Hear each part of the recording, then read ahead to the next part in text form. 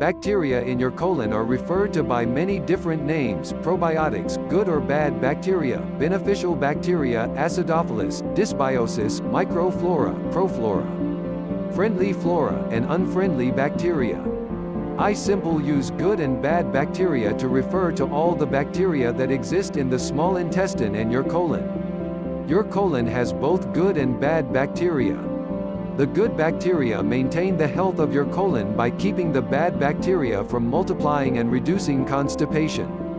Most people have bad bacteria as the dominant condition in their colon. You can see this by the illnesses that exist throughout the world. Most people later in their life suffer from diseases that resulted from colon neglect and abuse. Bad bacteria multiples when you 1. Consume poisons such as pollution, pesticides, food additives such as preservatives, coloring, so on. 2. Drink alcohol. 3. Eat processed foods. 4. Have excess anxiety. 5. Lack fiber in your diet. 6. Use birth control pills. 7. Use drugstore laxative. 8. Use drugs and medication. Good bacteria in your colon consists of hundreds of species of bacteria.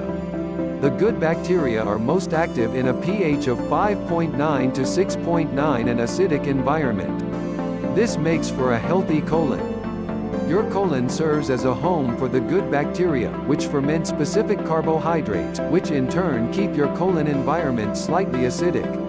The acid environment favors the good bacteria and keeps the bad bacteria and pathogens from multiplying. The bad bacteria create an alkaline environment and are most active in a pH of 7.1 to 7.9. Again, the good bacteria creates an acidic environment and are most active in a pH of 5.9 to 6.9. Acidophilus and bifidus are the main good bacteria that exist in your colon. The ascending colon, on the right side of your abdomen area, has the most bacteria. The quantity of bacteria becomes less in the transverse colon and lesser in the descending colon.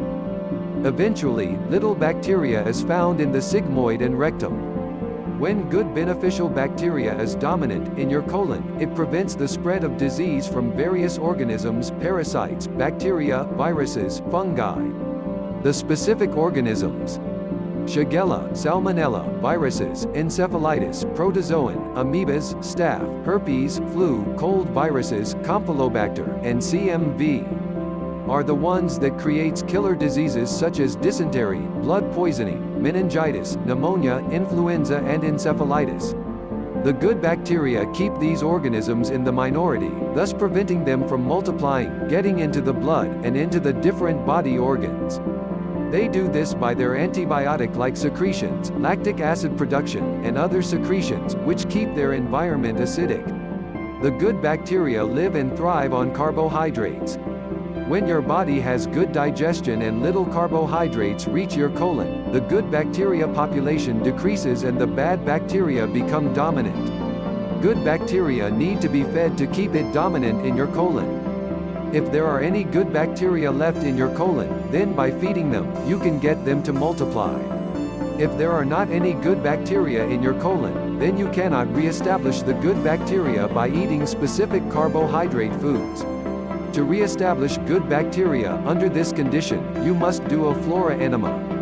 In his book, Acidophilus and Colon Health, 1999, David Webster also says, indicators of a healthy colon flora are a soft but well-formed stool, with amber color and little or no odor, and that floats in water most of the time.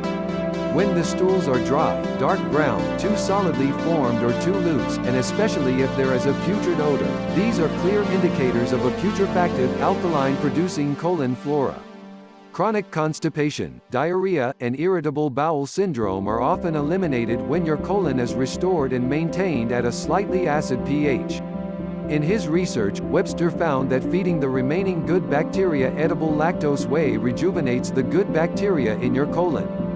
By drinking 2 to 5 tablespoons or more each day in a cup of distilled water, enough lactose can reach your colon to feed the good bacteria.